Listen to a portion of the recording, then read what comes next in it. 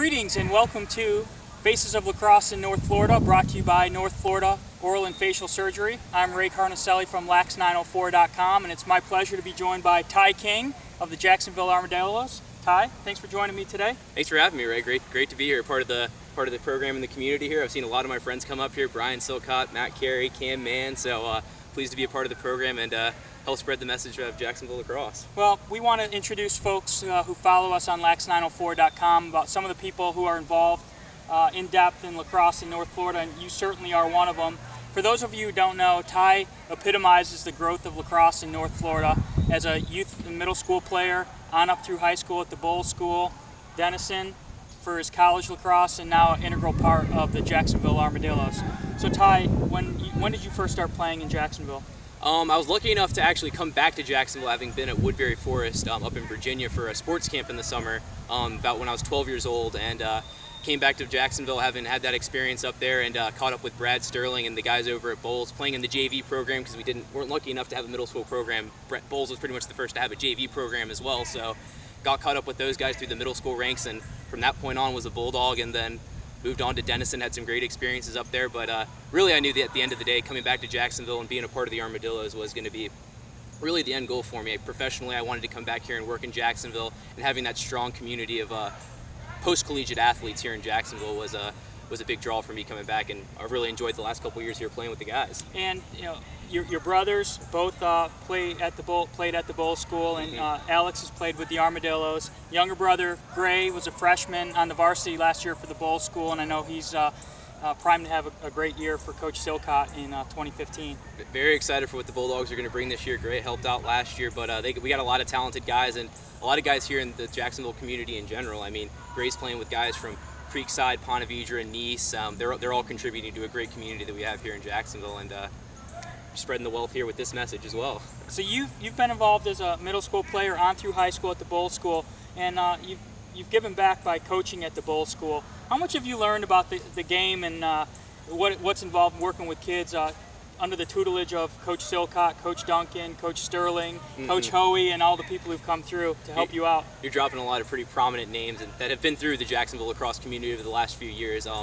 Mark I think left Bowles this year. Definitely sad to see him leave, but got me off the ground, exposed me to Northern lacrosse, and having had mentors like him and Brad and Mike Mulvey and Brian Duncan over the last few years has been very beneficial to my development as a coach as well. I have been back at Bowles as an assistant coach for the last 4 years. We've had our ups and downs. We're trying to stay at that top level of competition within what's becoming a very competitive environment here in Jacksonville. I mean, we're coming up on Orlando and a lot of those other communities very aggressively as some of the strongest lacrosse talent here in the state. So being back at Bowles for the last 4 years really has been an eye-opening experience, because I went to the college ranks and you learn to play lacrosse at a certain level, and then you have to come back to your home and realize that, wow, I get what an opportunity I had to go away and have this experience to play with some of the best players in the country. So coming back to Jacksonville, I've had to, I don't want to say scale back my level of knowledge, but you have to cater to the talent that you have. I'd say over the last 4 years, though,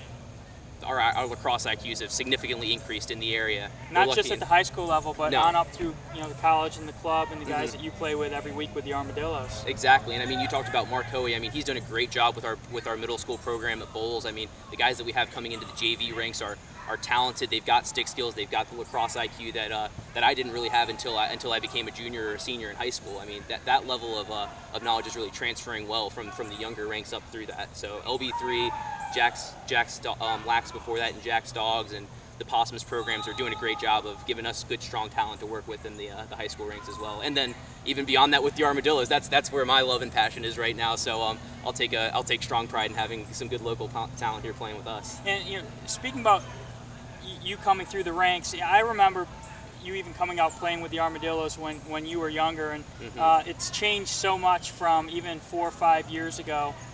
Tell us a little bit about the development of the club, the changes that have gone on just in the last couple of years. And for those of you who don't know, Ty's the manager, team mom, club president, treasurer, field liner for the Armadillos, and he really does a great job of keeping everybody in line, and has been doing that for the past 2 seasons, where the Armadillos have been back-to-back champs of the Florida Lacrosse League, and even before that. Yeah, and to the point you raised before about just what being a part of the Armadillos, as long as I have been, really, I consider myself having been an Armadillo for the last 15 years of my life.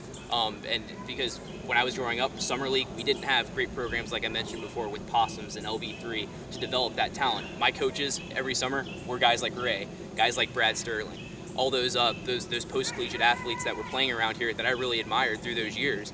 Nowadays, we don't have as many of the high school kids coming out, liability issues, parents, whatnot. At the end of the day, it's best that they're playing at the club ranks with those coaches that are better to work with that level of talent. But having been a part of the Armadillos community has been a true blessing. I mean, I really couldn't have figured out a better way to find a love for the game, and I really hope that these club programs in the high school ranks develop the same love for the game that I have. And now with the Armadillos, back-to-back champs, they have a senior division for the older guys to play competitively around the state of Florida. But you're getting to the point almost where, not to be selective about who gets on the field, but there's a lot of guys fighting for spots, which raises the level of play and the competitiveness. It definitely has been I don't want to say a struggle. It's been a welcome challenge, I'll say, in a lot of ways, because it's Sundays. You've been out there the last couple of times that we've played around here. We play every Sunday, and the level of talent is just leaps and bounds about what we had 4 years ago. Even last year when we had our championship team that returned, I mean, we've got JU guys that are coming in, guys from up north that are all contacting us. I'm probably getting 2 or 3 emails a week of guys that want to practice on our team.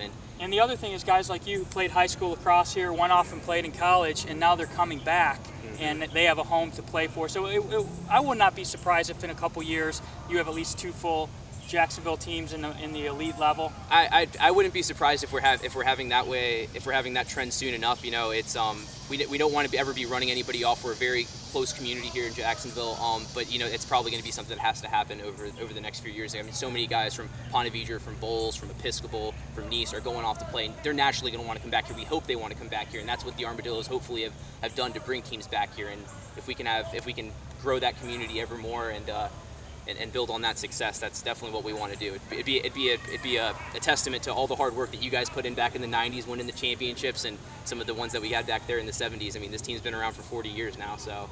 Well, for those of you who don't know, Bulls Lacrosse, their trademark, hard-nosed, always hustling athletes, and that's how I would describe Ty even these days playing with the Armadillos. And he's an integral part as a LSM, transition into the offense, face-offs.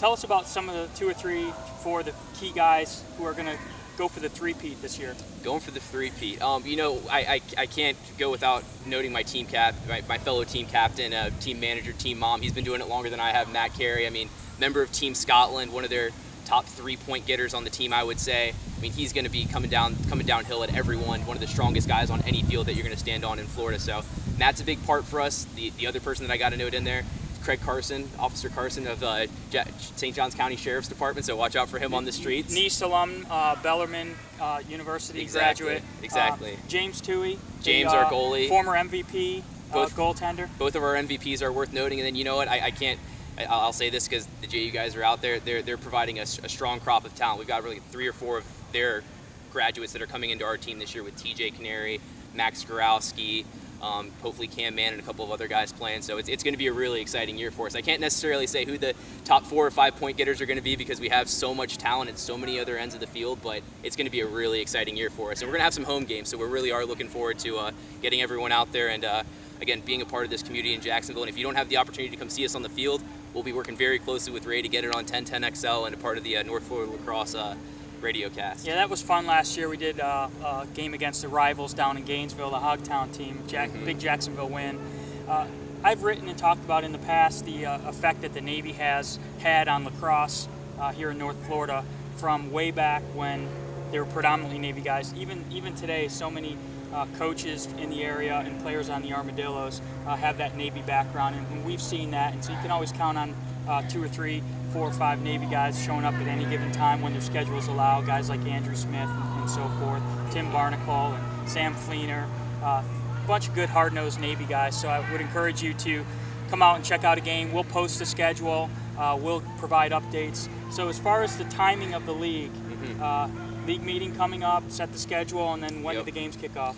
We're hoping to get the games kicked off here in early November, most likely. We're getting a couple scrimmages sorted out here in September, maybe. So there might be some some notifications you can get out there to the group if we're having a couple scrimmages. But usually November through the end of March is our season, so we'll be looking to put it all together then. And again, with back-to-back champions, we definitely justify having a few home games, so we'll be looking to get the information out there to everyone about our games and spread the wealth. And so many of the coaches that you know at the high school level play on the team, so it's always fun for kids to come out and see their coaches in action in a competitive environment, whether it's the elite division or the senior division, which is over 35, I believe. Yes. Yeah, the over 35 Florida Lacrosse. And those division. over 35 guys, I'd say, come with more energy than we do sometimes. I mean, they're as happy to be out there as we are, and enjoy playing the game more than we do. I think in a lot of ways it's something that, as you can attest to, I mean, just starting this podcast and this whole media attention up over the last few years, it grows with you naturally, and the community around Jacksonville really supports that as well.